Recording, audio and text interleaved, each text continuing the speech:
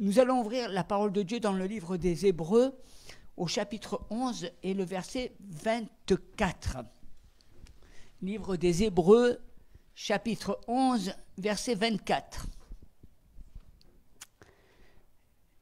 C'est par la foi que Moïse, devenu grand, refusa d'être appelé fils de la fille de Pharaon, aimant mieux être maltraité avec le peuple de Dieu que d'avoir pour un temps la jouissance du péché, regardant l'opprobre de Christ comme une richesse plus grande que les trésors de l'Égypte, car il avait les yeux fixés sur la rémunération. C'est par la foi qu'il quitta l'Égypte sans être effrayé de la colère du roi, car il se montra ferme comme voyant celui qui est invisible. Extraordinaire, hein?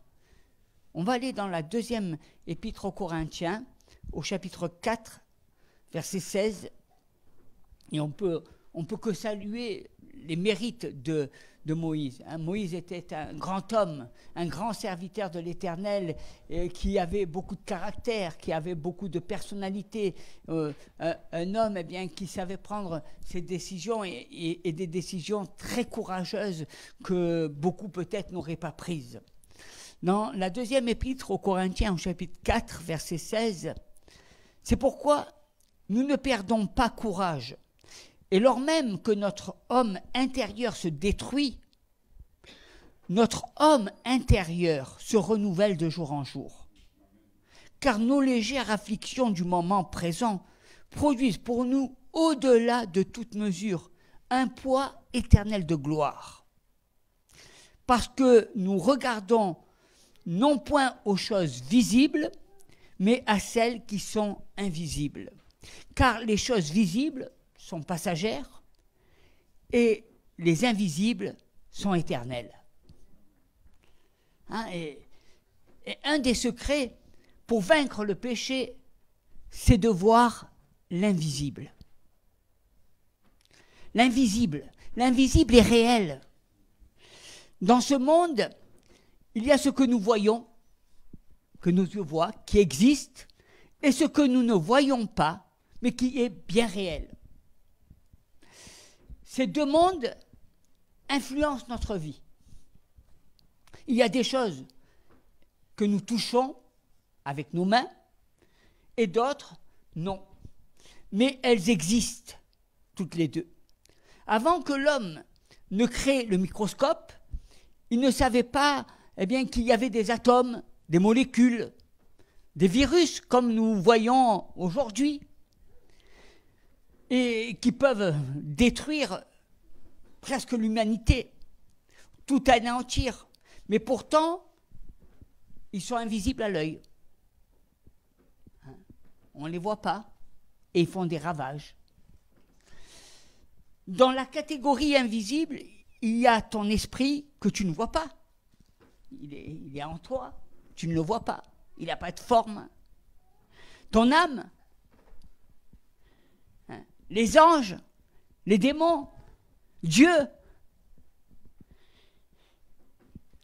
Il y a un monde au-delà de ce que nous voyons. Il y a l'enfer, le paradis, l'onction. Et les personnes qui ne croient que ce qu'ils voient pêchent facilement parce que ils s'appuient que sur ce qu'ils voient et ils ne s'appuient pas sur ceux qui ne voient pas. Le monde invisible. Moïse a refusé la gloire du monde.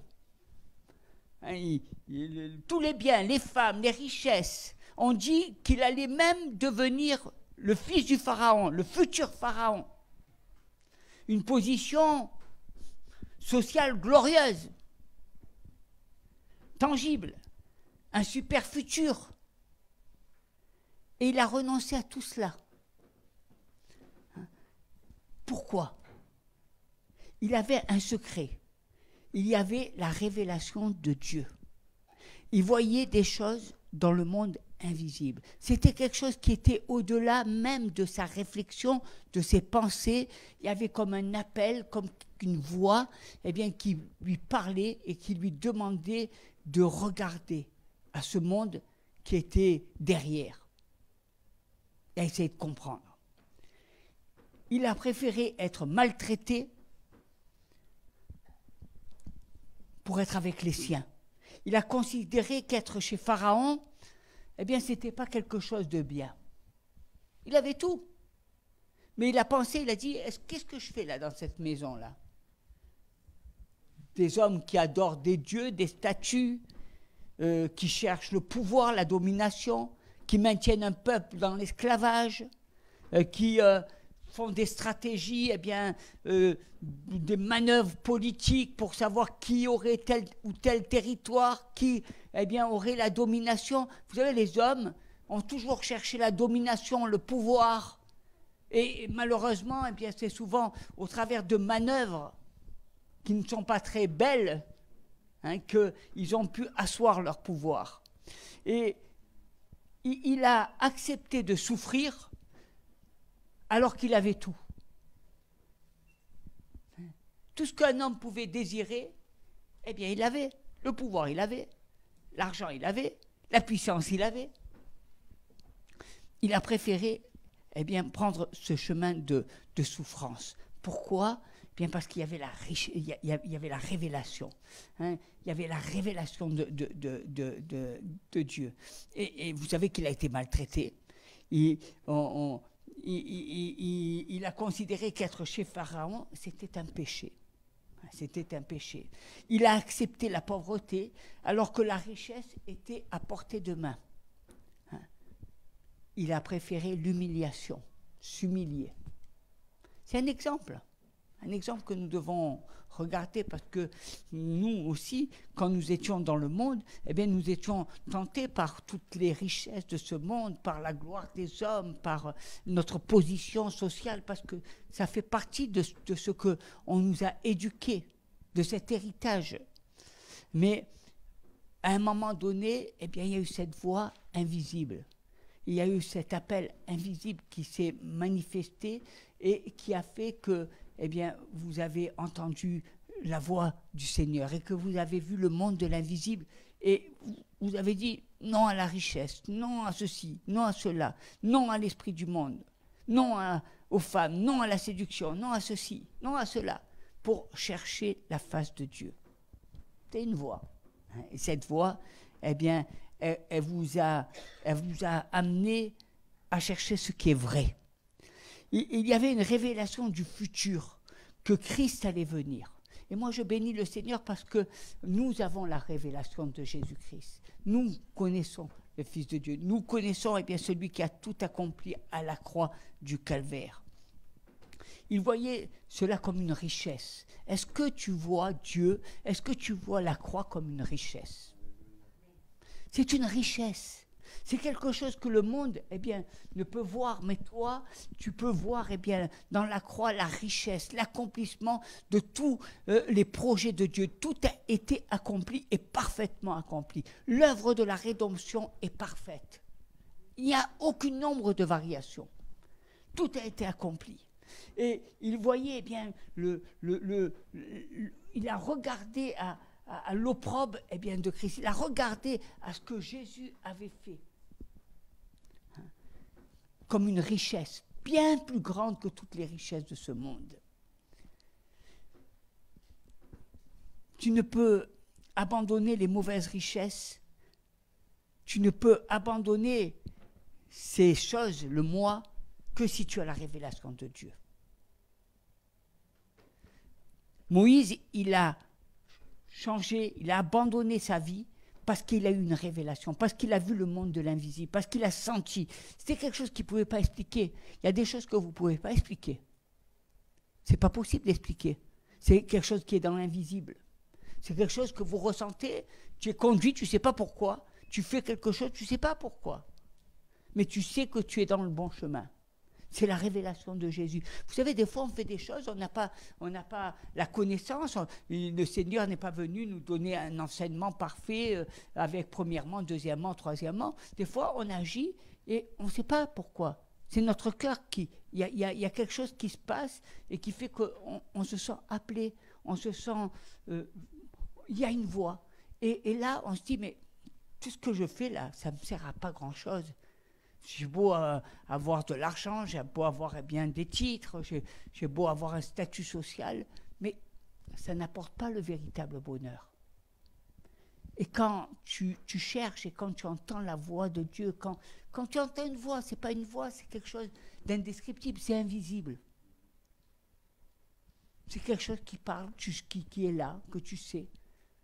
C'est l'esprit de révélation. L'esprit de révélation, c'est l'esprit qui se révèle à toi. C'est l'esprit de révélation. J'ai dit tout à l'heure que notre esprit était invisible. Donc l'esprit de révélation est invisible, il se manifeste à notre esprit. Je ne sais pas pourquoi, je ne peux pas vous l'expliquer. C'est l'esprit de Dieu qui se manifeste et qui révèle et qui sait taper au point, à l'endroit où il faut. Et ce qui a conduit, vous voyez, Moïse, avec tout l'argent, avec toute la puissance, il a tout abandonné ses richesses pour suivre la révélation de l'Éternel. Et vous voyez que ça ne s'est pas arrêté là. Parce que quand on écoute la voix, quand on a la révélation de Dieu, c'est qu'on rentre dans la destinée. On aurait pu dire, voilà, il a arrêté sa vie là, il a écouté Dieu, Non, c'était le début. Humainement, on aurait dit c'est une catastrophe. On se dit, qu'est-ce qu'il est, il a perdu la tête, il était riche comme Crésus, il avait toutes les richesses de la terre, il avait toute l'autorité, et qu'est-ce qu'il fait? Il abandonne tout. C'est extraordinaire. Il y en a un dans les évangiles, Jésus a vu et il a dit que c'était un homme qu'il aimait. Et quand il a parlé avec lui du royaume, il a dit, bien, si tu veux, laisse ce que tu as et viens et suis-moi.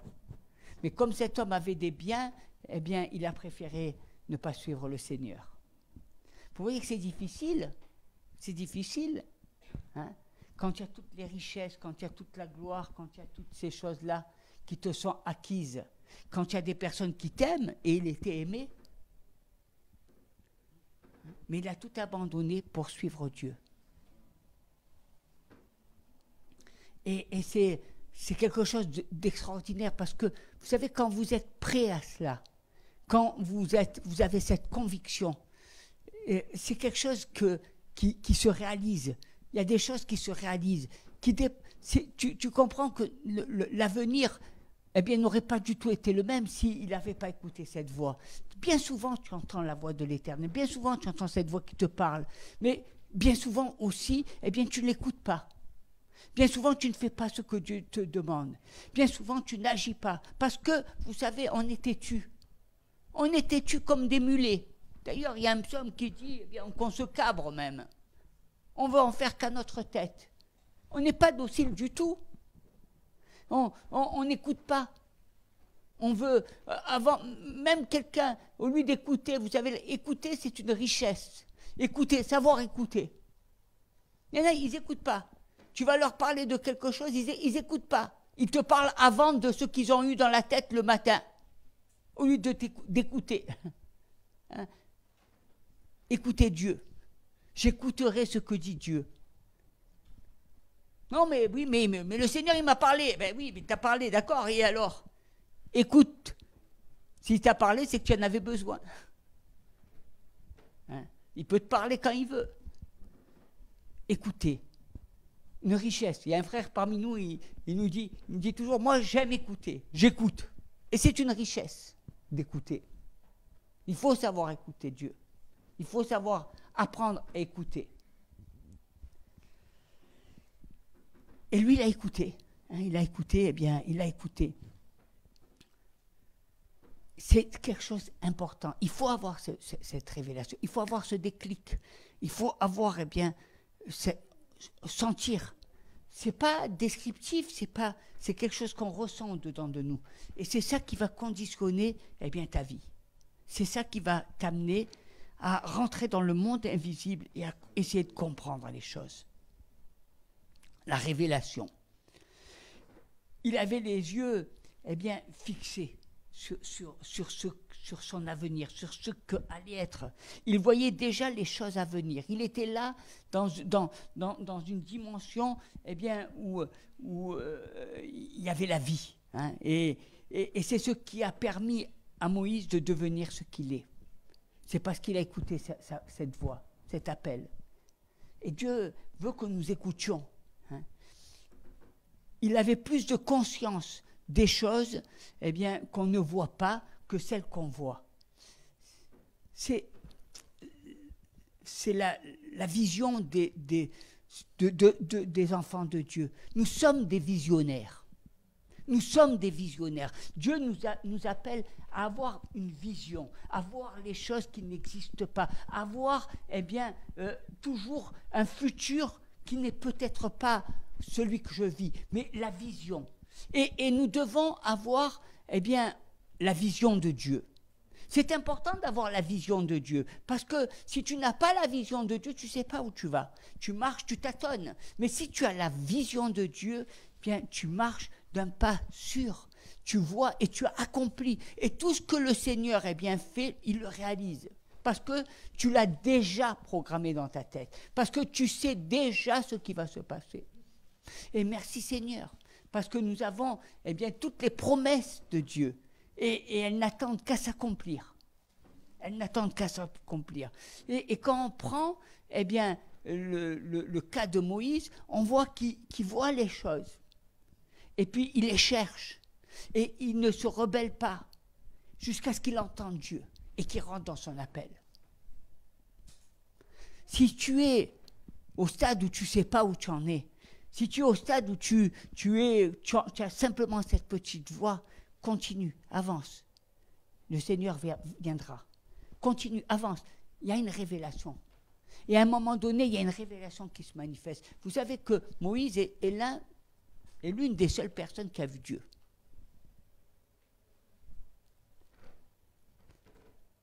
Parce qu'il a cherché. Parce qu'il a été jusqu'au bout. Hein, il a été jusqu'au bout de ceux qui croient. Il n'a pas baissé les bras, il ne s'est pas dit non, ça marchera pas. Il a été jusqu'au bout. Et nous devons, eh bien, aller jusqu'au bout, jusqu'à la réalisation. Et moi, la vision, eh bien, que nous avons, c'est une vision de Jésus, qui est venu libérer, eh bien, le peuple, qui est venu libérer les captifs, qui est venu nous libérer.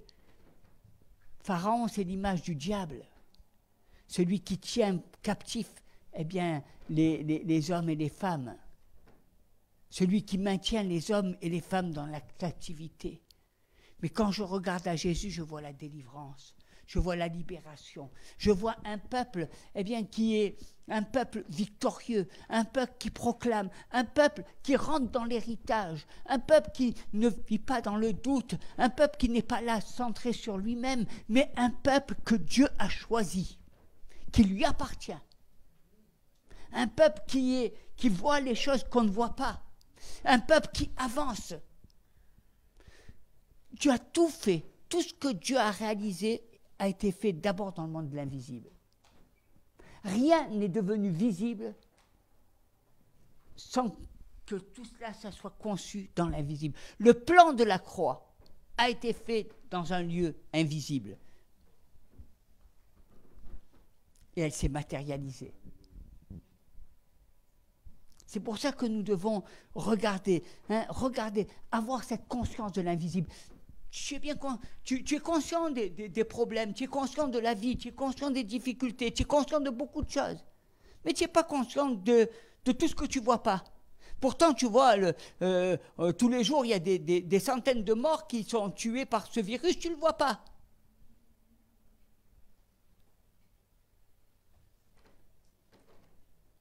Nous devons être conscients de l'invisible. Et l'invisible va nous permettre d'aller de l'avant. Tous des hommes qui sont des scientifiques, qui sont des hommes qui ont fait des trouvailles extraordinaires. Vous croyez que c'est venu comme ça du jour au lendemain? Ils ont cherché dans l'invisible.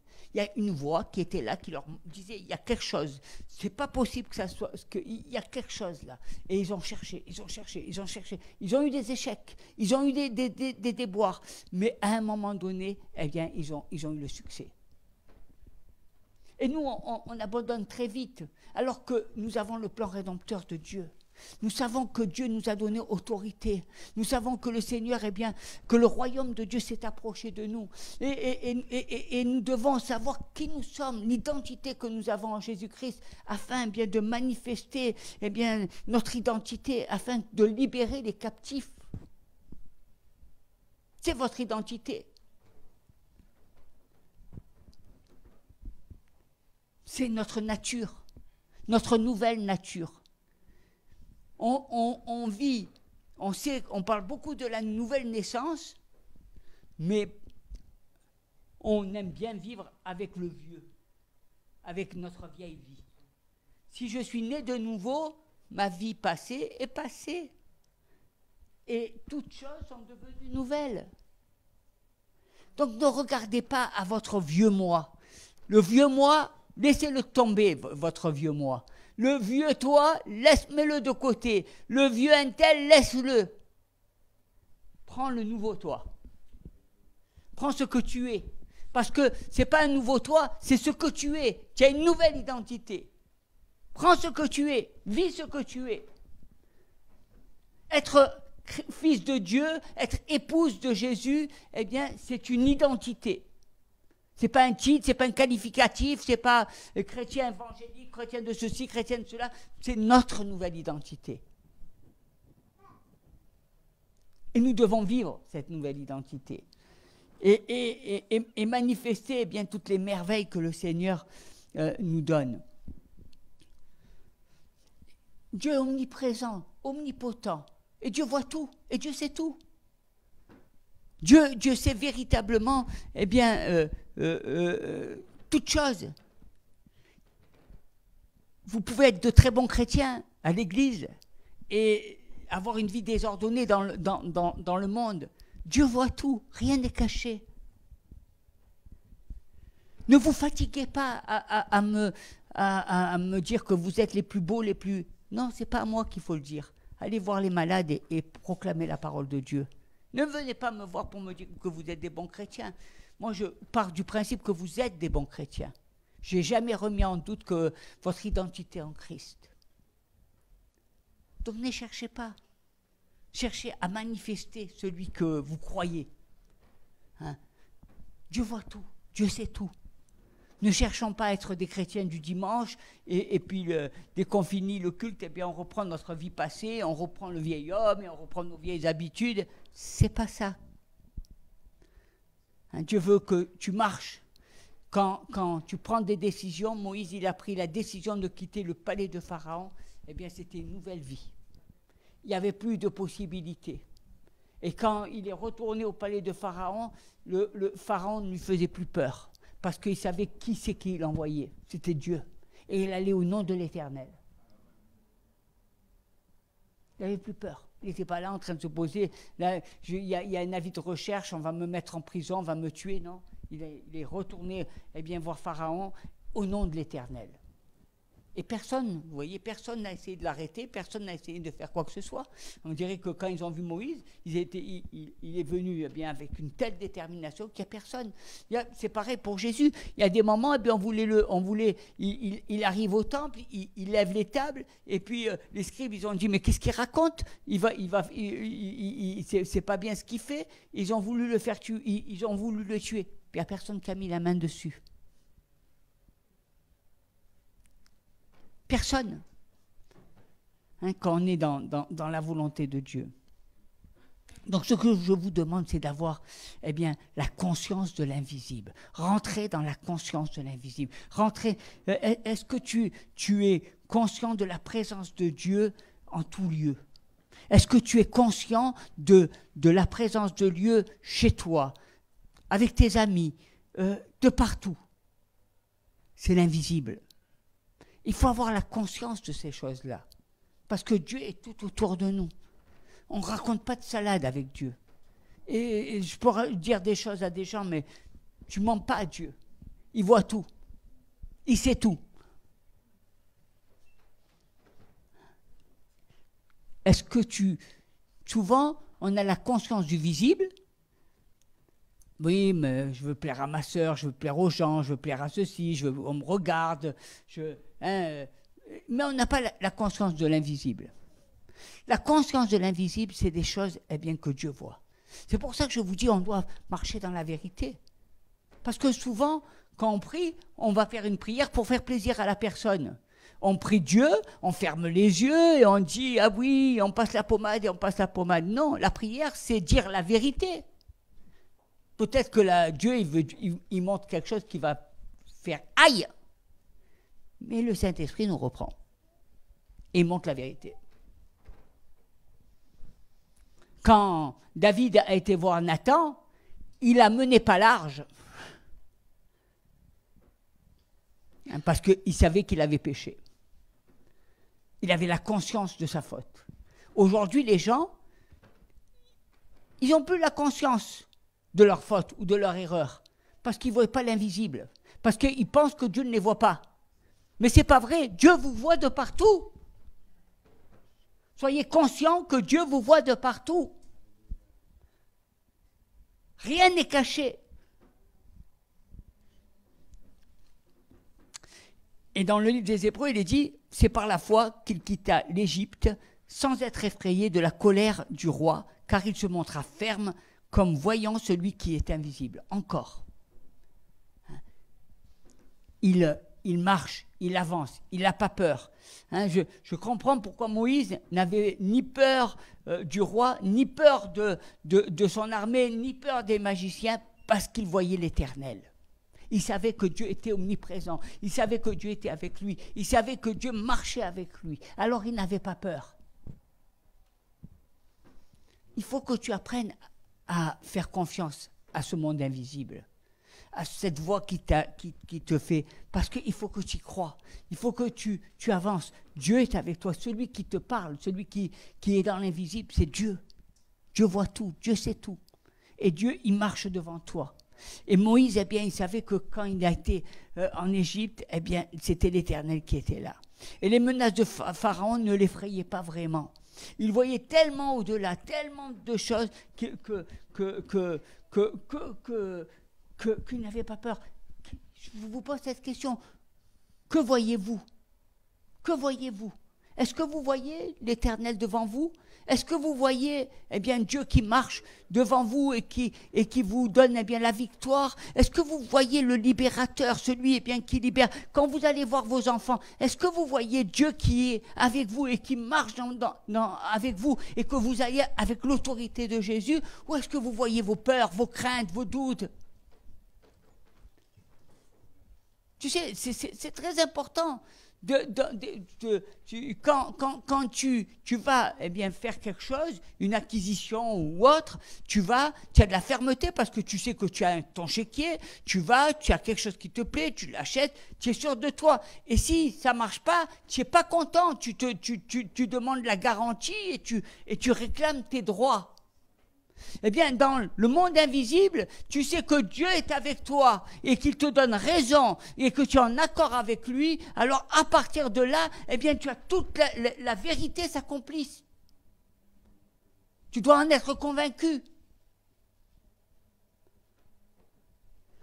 Il n'y a pas que ce que tu vois, que ce que tu touches, qui est réel. Le monde invisible devient réel. Il est bien réel, le monde invisible. Il y a plein de choses qu'on ne sait pas, qui se passent devant tes yeux, que tu ne sais pas. Et c'est bien réel, et tu ne le vois pas.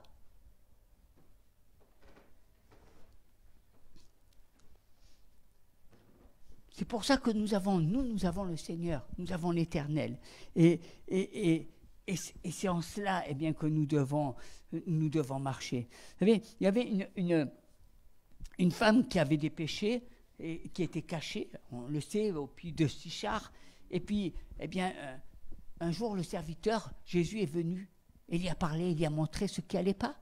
Il a dit, tu sais. Et là, quand il y a montré sa vie, qu'est-ce qu'elle a dit? Elle a dit, mais tu es un prophète.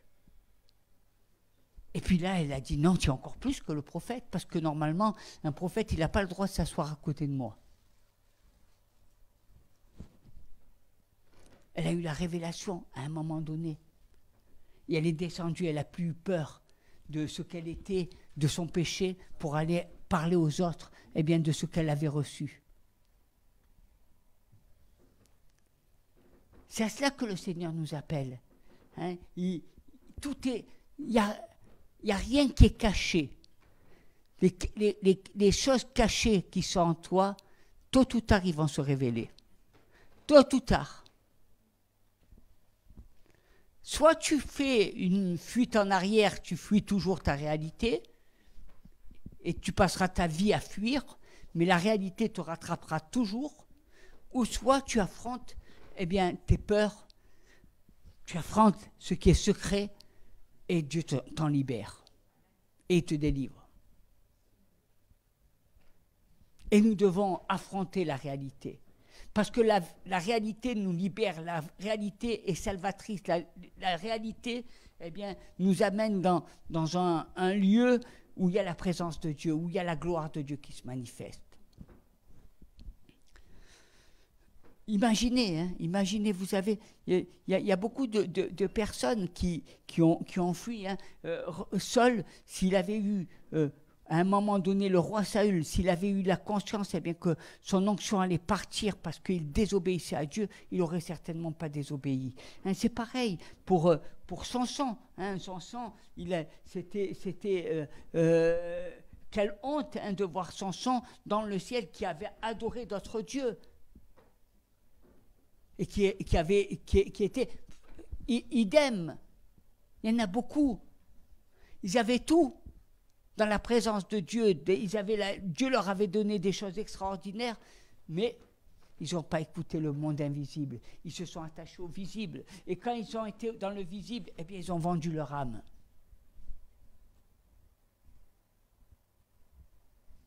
C'est pour ça que la Bible elle dit, attention, à quoi sert à l'homme d'avoir toutes les richesses de la terre s'il perd son âme? Et nous devons veiller. Moïse, lui, il voyait, il avait la révélation de l'invisible. Il était conscient de ce que les hommes voyaient comme invisible.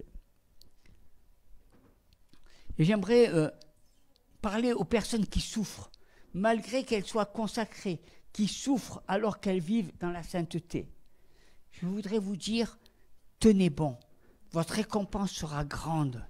Demeurez ferme. Vous savez, des fois, on se bat. On sait qu'on est dans la vérité. On sait qu'on est que c'est là où il faut qu'on soit. Mais tout va mal.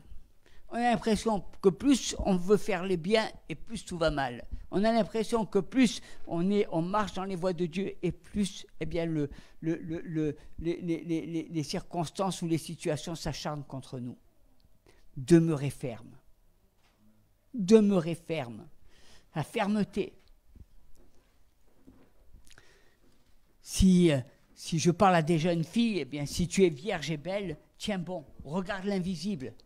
Ne va pas courir dans le lit de n'importe qui. Tiens bon. Vous savez, Dieu récompense. Il récompense parce que qu'est-ce que c'est? Quand une personne fait attention à sa virginité, c'est une perle rare et qui ne déçoit pas le ciel. On est rentré dans un monde où on dit que le péché est bien. C'est normal. Même les parents, ils arrivent à concevoir que c'est normal qu'un enfant à 13 ans ou à 14 ans, il ait une relation sexuelle avec un garçon. Où sont les perles rares aux yeux de Dieu? C'est pour ça qu'il faut demeurer. Peut-être que tu as un salaire qui n'est pas suffisant, tu as peut-être du mal à joindre les deux bouts, mais tiens bon.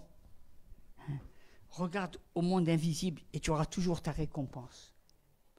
Parce que ne va pas voler, ne va pas chercher le mal. Il y a des gens, parce qu'ils n'arrivent pas à joindre les deux bouts, ils vont faire du trafic, ils vont vendre de la drogue, ils vont voler. Et puis ensuite, ils mettent toute leur famille en péril. Tiens bon. Le monde de l'invisible nous montre la droiture. Le monde de l'invisible nous donne d'aller de l'avant.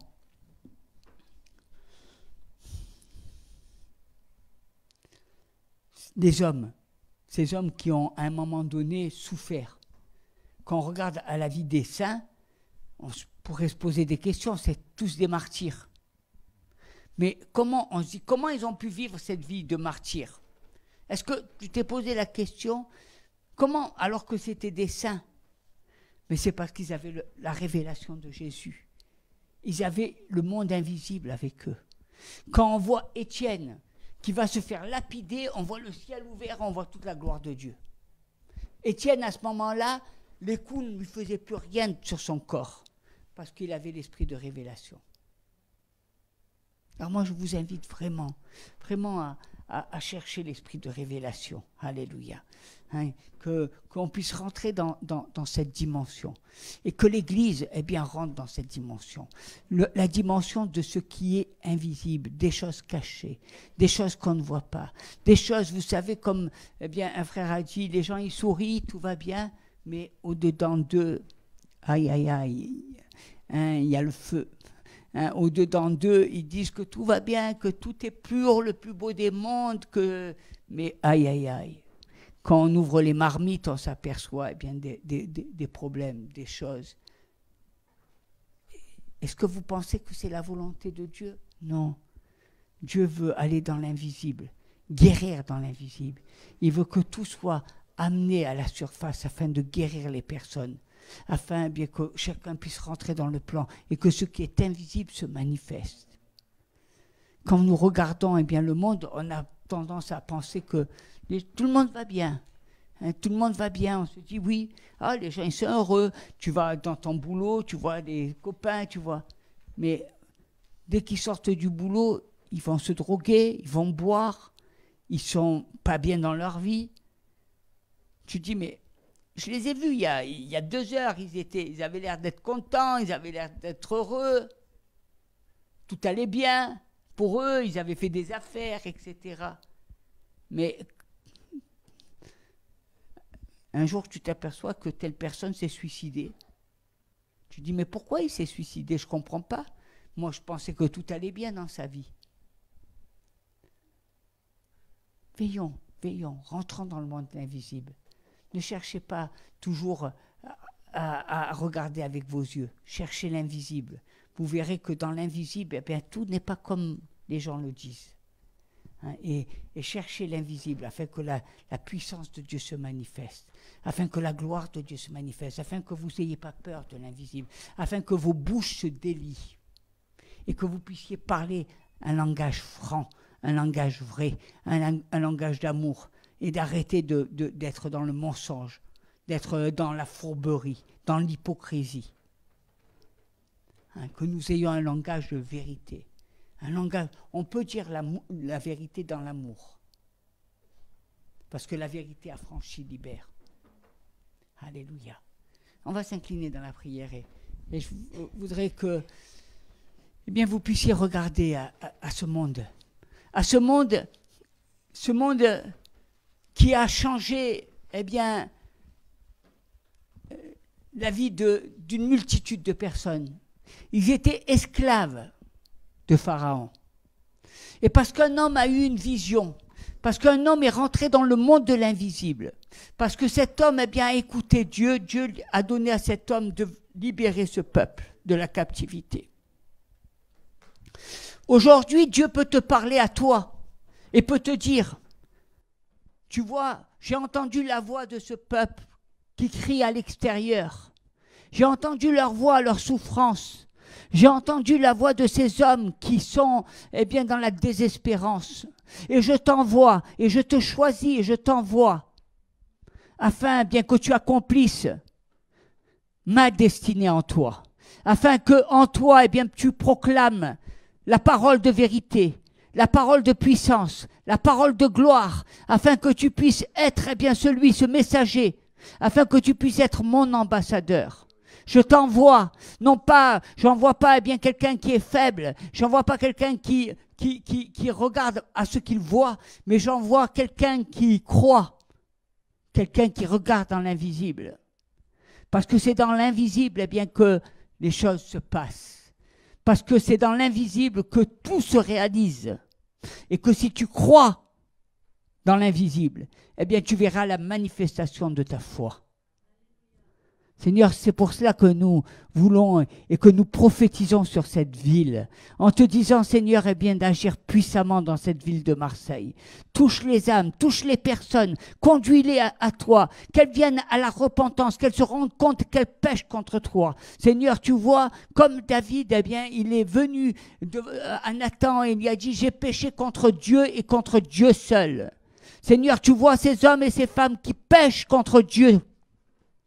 Eh bien, nous te demandons qu'ils viennent et qu'ils fléchissent le genou et qu'ils se repentent de leur mauvaise voie et qu'ils te reconnaissent. Je ne veux plus faire des prières eh bien, de complaisance. Je veux prier pour les hommes et pour leur faire plaisir. Je veux prier eh bien, pour que ce soit Dieu qui exauce la prière. Et ma prière, elle doit être entendue par Dieu, pas par les hommes. Parce que Dieu exauce les prières qui touchent son cœur. Les prières qui sont vraies, les prières qui sont conduites par son esprit, par les choses invisibles. Ce ne sont pas des prières de complaisance, ce sont des prières vraies. Et nous voulons eh bien, marcher dans la vérité, dans l'amour.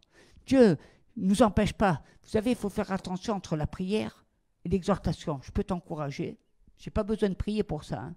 Je peux te regarder dans les yeux et je peux te donner un discours, c'est Bernard qui t'encourage, qui t'exhorte. Mais si je prie Dieu, c'est que je veux que Dieu exauce la prière. Et si je veux que Dieu exauce la prière, eh bien, il faut que dans l'invisible, nous soyons en accord.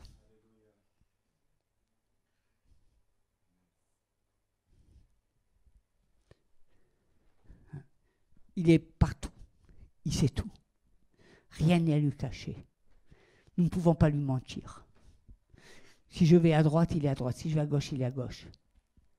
Il est de partout. Seigneur, visite tes enfants et donne-leur eh bien, de rentrer dans cette dimension où les choses cachées se révèlent, où ils marchent eh bien, au travers de l'invisible, où ils saisissent, Seigneur, que tous ces esprits de mensonge, que tous ces esprits eh bien, d'une église défaitiste, d'une église eh bien, qui marche dans la défaite, d'une église qui ne croit pas en Dieu, d'une église qui proclame le nom de l'Éternel et qui ne croit que Dieu ne peut rien faire.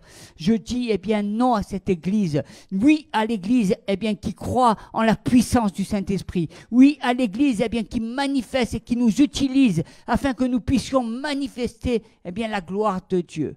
Oui à des hommes, des femmes qui se lèvent. Oui à une nouvelle génération qui croit eh bien, qu'ils ont reçu Jésus et qui marchent dans le monde de l'invisible afin que eh bien, la manifestation de la foi se réalise dans le nom puissant de Jésus. Amen.